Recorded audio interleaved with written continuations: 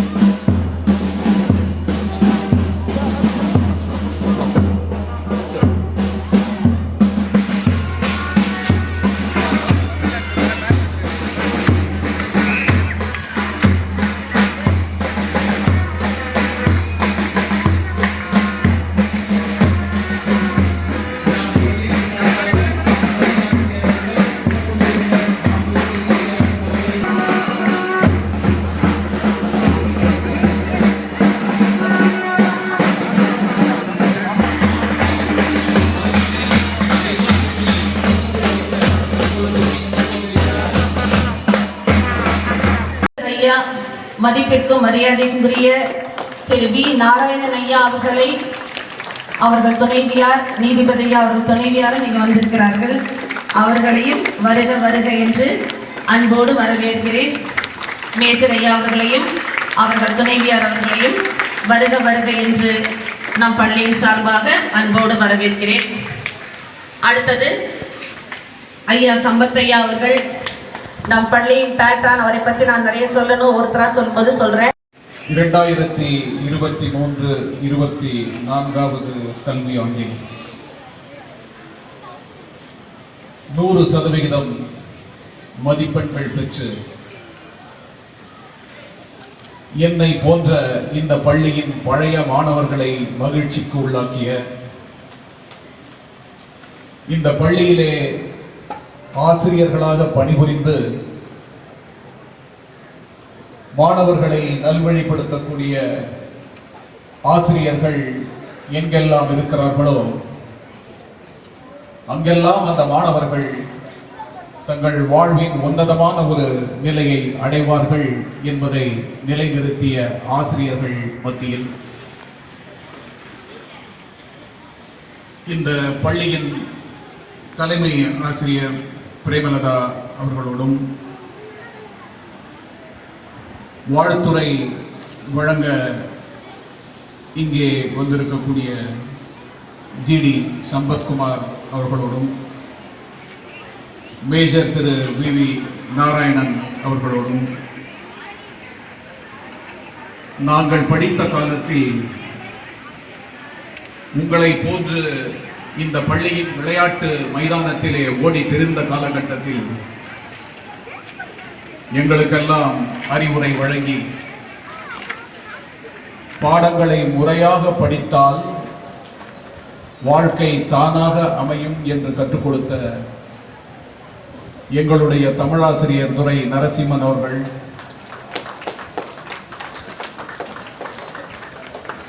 பாடங்கள் கடுமையானது அல்ல, சாதாரணமான ஒரு பாட்டை படிப்பது போல பாடங்களை படித்துவிட முடியும் என்று சொல்லி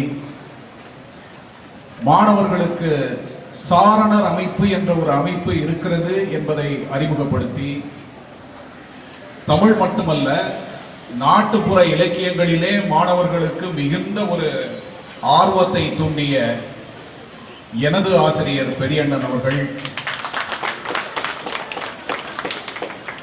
படிக்கின்ற நேரத்தில் கூட விளையாட்டில் கவனமாக இருப்பது மாணவர்களுடைய இயல்பு.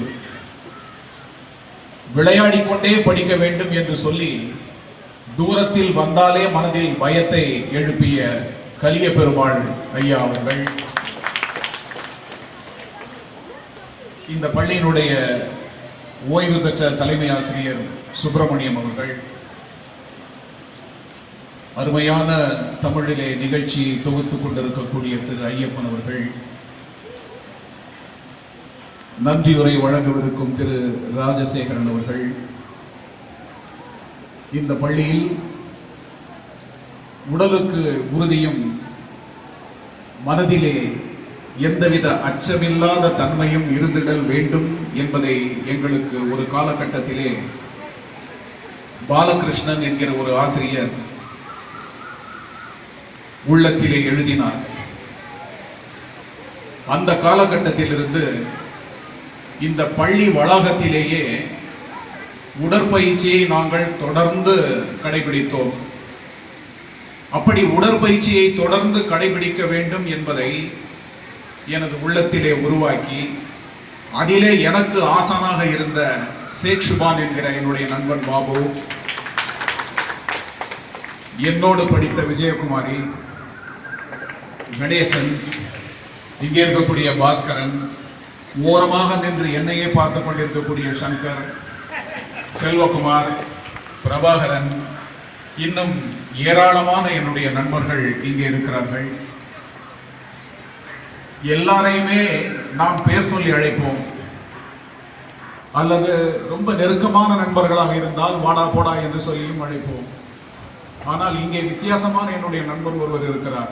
4வது வகுப்பில் இருந்து என்னை தொடர்ந்து துரத்தி கொண்டே இருந்த நண்பர் பாஸ்கர் என்கிற என்னுடைய அந்த நண்பர்.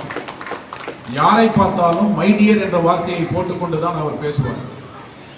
40 வருடங்களுக்கு முன்பே இங்கே எலும்பு முறிவு சிகிச்சையில் ஆகச்சிறந்த மருத்துவராக இருந்த தனராஜ் என்பவருடைய மருத்துவமனையிலே ஒரு சாதாரணமான ஒரு உதவியாளராக சேர்ந்து இந்த வலிக்கு இந்த மாத்திரை கொடுக்கலாம் என்கிற வரையில் உயர்ந்துவிட்ட பாஸ்கர், இன்னும் வேறு பல நண்பர்கள் இங்கு இருக்கிறார்கள். இவர்கள் அனைவரோடும், மாணவ செல்வங்களாகிய உங்கள் அனைவரோடும் இந்த மாலை வேளையில் இங்கு வந்து கலந்து கொள்வது எனக்கான மகிழ்ச்சி. யோசித்து பார்த்தால் அரசாங்கம் பள்ளிகளை தந்து படிப்பதற்கான வாய்ப்பை தருகிறது. பெற்றோர்களுடைய ஆசைகள் குழந்தைகள் நல்ல விதத்திலே படிக்க வேண்டும் என்பது. அந்த காலகட்டத்திலே பெரும்பான்மையான தனியார் பள்ளிகள் இல்லாத அந்த காலகட்டத்திலே நேரு அரசினர் உயர்நிலை பள்ளியாக இருந்த இந்த பள்ளி தென்சென்னை மாவட்டத்தின் ஆகச்சிறந்த பள்ளியாக திகழ்ந்தது. ஆசிரியர்கள் மாணவர்களுக்கு கல்வி போதிப்பதை ஒரு பணியாக செய்யாமல் ஒரு தவமாக செய்தார்கள். மாலை பள்ளி முடிந்த பிறகு இதே மைதானத்தில் நாங்கள் தொடர்ந்து விளையாடி, இந்த மைதானத்தில் கட்டி புரண்டு சண்டையிட்டு ஓடி பார்த்து, அந்த இறுதியிலே இருக்கக்கூடிய வேலிகளை எல்லாம் தாண்டி சென்று பல்வேறு இடங்களுக்கு அலைந்து எங்கள் வாழ்க்கையை சிறந்த முறையிலே நாங்கள் கொண்டு சென்றோம் என்றால், மாலை வேளைகளுக்கு பிறகு இரவு நேரங்களிலே இதே தாழ்வாரத்தில் படுத்து கிடந்து படித்து மாலை முழுக்க இரவு முழுக்க இந்த தாழ்வாரத்திலேயே இருந்து புத்தகங்களோடு படித்து சில சமயங்களிலே அடுத்த நாள் காலை வரை நாங்கள் இங்கு உறங்கி எழுந்து சென்று மீண்டும் பள்ளிக்கு வந்த காலங்கள்லாம் இருந்தன. படிப்பின் மீது எங்களுக்கு இருந்த அந்த நாட்டம் தானாக வந்தது என்று சொல்லிவிட முடியாது. எங்களை வழிநடத்தி சென்ற பல்வேறு ஆசிரியர்கள், அனைவரையும் பெயர் குறிப்பிட்டு சொல்ல வேண்டும் என்றால் சாதாரணமானது அல்ல. இங்கிருக்கக்கூடிய எங்களுக்கான ஆசான்களோடு சேர்த்து பல்வேறு ஆசிரியர்கள் எங்களை வழிநடத்தி சென்றார்கள். கல்வியின் முக்கியத்துவத்தை எங்களுக்கு அவர்கள் அறிவுறுத்தினார்கள். தண்டனை என்பதெல்லாம் இல்லாமல் இருந்த காலமாக இருந்தாலுமே ஆசிரியர்களை பார்த்த மாத்திரத்திலே மதிப்புமிக்க பய உணர்வு எங்களுக்கு எப்பொழுதுமே எழுந்து நிற்கும். அந்த பய உணர்வுதான் இந்த மாலையில் சென்னை உயர்நீதிமன்றத்தின் பொறுப்பு தலைமை நீதிபதியாக பேசக்கூடிய அளவுக்கு உயர்த்தி இருக்கிறது என்று எல்லாம் சொல்ல முடியும். இது நான் சேர்த்த புகழ் அல்ல. என் பெற்றோர்களும் என்னை வழிநடத்தி சென்ற என்னுடைய ஆசிரியர்களும் என்னுடைய மனைவி மகன் உட்பட குடும்பத்தினரும் தந்த ஒத்துழைப்பு. இதை நினைத்து பெருமைப்படுகையில் இந்த வேளையில் இங்கே இருக்கக்கூடிய உங்களை போன்ற மாணவர்களுக்கு என்னால் என்ன சொல்ல முடியும் என்றால், இங்கு இருக்கக்கூடிய எவரும் இதை காட்டிலும் உயர்ந்த ஒரு நிலைமைக்கு வர முடியும். தொடர்ந்த முயற்சி, மனதை சிதறவிடாமல் நீங்கள் உங்கள் கல்வியின் மீது கொள்ளக்கூடிய நாட்டம், பெற்றோர்களின் மீதான மதிப்பு, ஆசிரியர்களை போற்றி பாராட்டக்கூடிய உணர்வு, இவை அனைத்தும் இருந்தால் இயற்கை உங்களுக்கான வாழ்க்கையையும் வாய்ப்பையும் உன்னதமாக உருவாக்கி தரும். இதை காட்டிலும் மாணவர்களுக்கு ஒரு பெரிய அறிவுரை தர வேண்டும் என்கிற அவசியம் இல்லை. கண்ணும் கருத்துமாக கல்வியின் மீது உங்கள் நாட்டத்தை உங்களால் எடுத்து வைக்க முடியும் என்றால் வாழ்க்கை தானாக தேடி உங்களை வந்து அடையும். அது உன்னதமான ஒரு நிலைமைக்கு உங்களை கொண்டு செல்லும். மாணவர்களுடைய முயற்சிகள் தான் என்றில்லாமல் பெற்றோர்களுடைய சிந்தனையும் அவர்களை நல்வழிப்படுத்தக்கூடிய சிந்தனையாக மாறி நிற்கும் என்றால் எந்த காலகட்டத்திலும் தோல்வி என்பது உங்களை அணுகாது.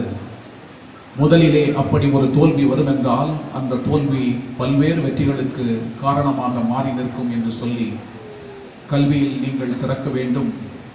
அடுத்து வரக்கூடிய கல்வியாண்டின் விழாவிலே குறைந்தபட்சம் ஒரு 150-200 மாணவர்கள் இந்த நிலைமையை அடைந்தார்கள் என்ற பேரோடு உங்களை வாழ்த்துவதற்கான வாய்ப்பு எனக்கு கிடைக்க வேண்டும் என்று சொல்லி இந்த வாய்ப்பிற்கு நன்றி கூறுகிறேன். வணக்கம்.